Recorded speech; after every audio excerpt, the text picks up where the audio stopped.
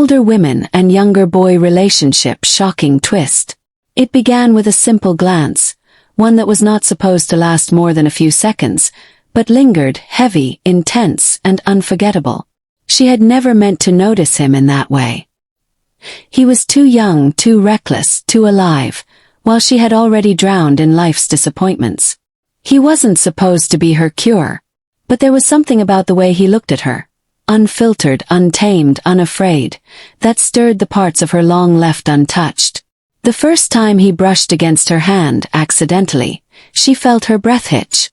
It wasn't just a touch. It was electricity. And even though her mind screamed to walk away, her heart had already begun to burn. She tried to ignore it, bury it under her routines, but the ache only grew. He would sit near her more often now, watching her from the corner of his eyes, asking questions he didn't need answers to. And then one evening, when the silence in the room felt too loud, she leaned in and asked, "Why are you always around me?" He didn't answer. Instead, he closed the space between them and whispered, "Because you make me feel things no one ever has." That night, the boundaries shattered. It started with a slow, hesitant kiss, one that trembled with guilt and desire. Their lips met in the kind of kiss that makes the world disappear. Her hands found his face, tracing his youth, while his fingers explored the edge of her waist like he'd been dying to touch her forever. It was wrong. It was dangerous. But it was real. They melted into each other like they'd been starved for connection, like two broken pieces finally clicking into place. She warned him, tears brimming, "This will hurt us both." But he only pulled her closer and said, "I'd rather hurt with you than feel nothing at all." Days turned into nights of stolen moments, soft kisses in dark corners, touches that grew hotter, bolder, trembling breaths between tangled sheets. Her walls collapsed every time he moaned her nameless presence, every time his hands gripped her like she was his only salvation. But with every high came the inevitable low. The world was not ready for them. Whispers began to circulate. Accusations, judgment, and disgust. She was called names that clawed at her soul. He was mocked for being with someone past her prime. And yet they kept returning to each other, addicted to the pain, to the passion, to the one place they could still feel alive. One night, while lying naked under flickering candlelight, he traced her scars with his lips. "Why don't you let people see you the way I do?" She closed her eyes, pain flooding her chest. "Because they only see my age, my mistakes, my brokenness." He kissed her slow and deep. "But I see your fire." And so they kept burning, knowing it would consume them both. Then came the fight. It wasn't just about the world outside, it was about their fears. She accused him of playing with her heart. He said she was hiding from the truth. The shouting turned to silence, and silence turned to separation. She cried herself to sleep for nights, clutching the pillow that still smelled like him. He walked around like a ghost, lost, angry, and aching. She tried to distract herself with work, wine, and lies. He tried to replace her with parties, girls, and noise. But nothing fit. Nothing felt like home. One night they ran into each other unexpectedly. Her eyes were red. His lips were trembling. She turned to walk away, but he grabbed her hand. "I'm sorry," he whispered. "For everything." She stood frozen. "Then prove you mean it." He kissed her there, in the middle of the street, uncaring who saw. And that night they made love like it was their first and last time. Fast, desperate, raw. His hands explored her body with reverence, like he was memorizing every curve, every sigh. She cried while he moved inside her, not from pain, but from overwhelming emotion. Afterward he held her tightly and said, "We'll fight them all. Just don't let go." But happiness never lasts long in stories like these. A stranger saw them together and recorded everything. The video spread like wildfire. The harassment began. She received threats. Her workplace turned cold. He was dragged online and mocked. Their love was now a scandal.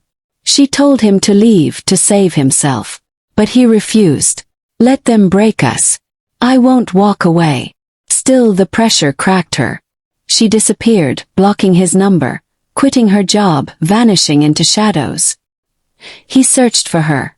Every street, every place they once shared. All he found were memories. And then, just as he was about to give up, he found a letter. It was her handwriting. It simply read, "If I don't come back, know that you were the first person to touch my soul." His hands trembled. His chest caved in. He broke, crushed by silence, shattered by loss.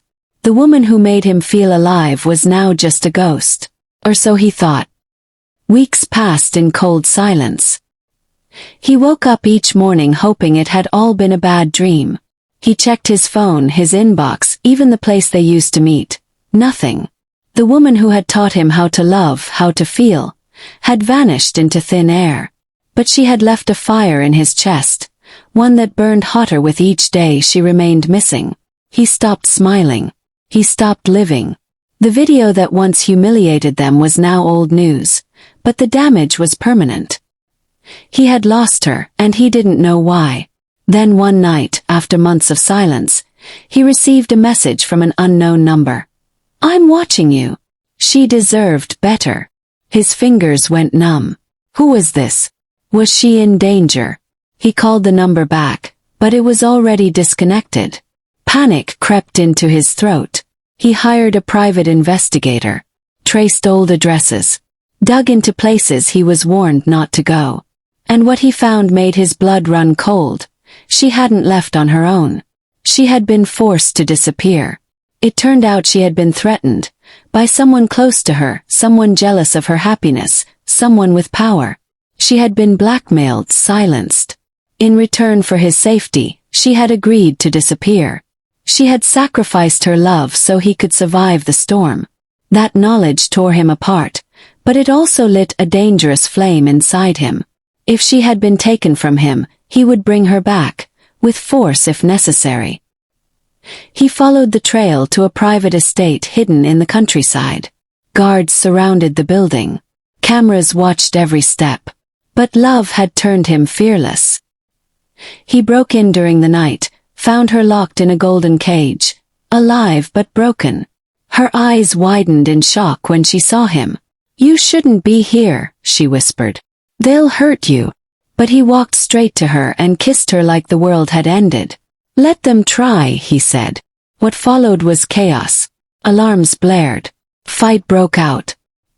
He shielded her with his own body, taking punches, kicks, screaming her name the entire time. She cried, begged them to stop, but he wouldn't let go. When it was over, they were both bleeding but free.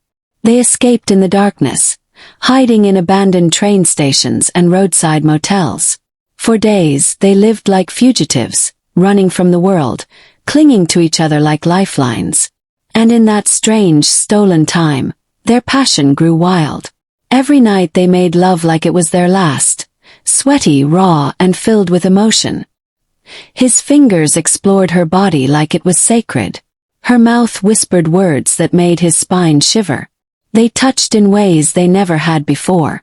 She cried in his arms afterward, overwhelmed by how much she had missed him. "I died every day without you," she confessed. He held her face and kissed her forehead. "You're mine now. No one's ever taking you again." But peace didn't last long. The people who once hunted them returned. This time they came with lawyers, threats, lawsuits. They tried to ruin him, destroy her. But she stood up, not as a victim but as a warrior. She spoke out publicly, revealed the truth behind her disappearance, the harassment, the threats. She turned her pain into power. The media exploded. The world finally listened. People began to apologize. Support poured in. The scandal flipped. And as the dust began to settle, he got down on one knee, looked into her tear-filled eyes and whispered, "I don't care what the world says. I want you forever." She laughed through tears and whispered back, "Forever was always too short for us." Their lips met once more, hotter than ever, more meaningful than any kiss before. That night their bodies danced again, slow, deep, connected. Her skin melted against his. His breath tangled in her hair. They talked through kisses, whispered confessions, and moaned each other's truths. They moved to a quiet place, far from cameras and chaos. Built a life with soft mornings and passionate nights. The woman who thought she was too old to be loved became a goddess in his arms. The boy who was mocked for loving her became a man who rewrote the rules. They built a world where age meant nothing, where love burned hotter than shame. They kissed every day, touched like they were still learning, made love like it healed their wounds. And then years later, when people asked how they survived it all, she'd smile and say, "Because he fought for me when I stopped fighting for myself." He would squeeze her hand and add, "Because I'd burn the world just to keep her warm." But the twist. One day, while unpacking old boxes in their attic, he found a file. A locked document with her handwriting. When he opened it, he froze. It was a medical report. Terminal illness, 6 months left. She had known all along. That's why she had pushed him away. That's why she vanished. That's why she kept saying, "I want to be remembered in love, not pain." He fell to the ground, broken. The woman he had fought for was fading, and he had no idea. When he ran downstairs to find her, she was sitting in their garden, watching the sunset. She looked at him and smiled. "You found it." He fell to his knees. "Why didn't you tell me?" She held his face. "Because loving you was the only time I felt alive." She died in his arms that night. Peaceful. Loved. Whole. And every year on the day they first kissed, he lights a candle, closes his eyes and whispers, "You still burn inside me." The end.